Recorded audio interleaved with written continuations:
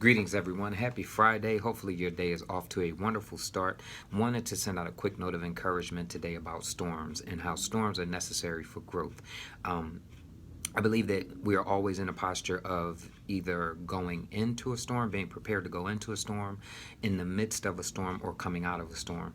And in either regard, I believe that God prepares us for those storms and is also with us through the storms because He has to use the storm to teach us how to grow after the storm.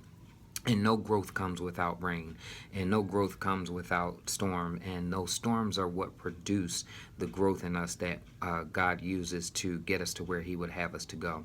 I read this morning in Job chapter 26, verse 12, which says, He stirs up the sea with His power, and by His understanding, He breaks up the storm.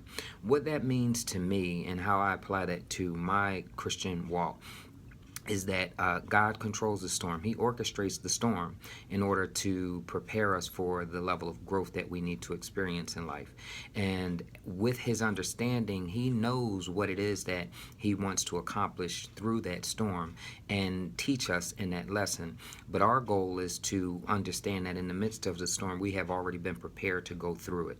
And then after we understand that and we are ready to learn obediently what God wants us to learn, then we are ready to grow and move on. And that's when those storms end.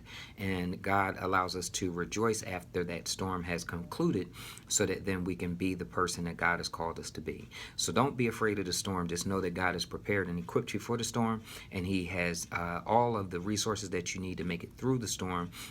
And be obedient to learn what God is teaching you in the midst of that storm, so that when you come out of that storm, you can rejoice and celebrate the fruits of what is produced from the storm. I pray that you have a blessed day and a blessed weekend. Love y'all. Talk to you soon.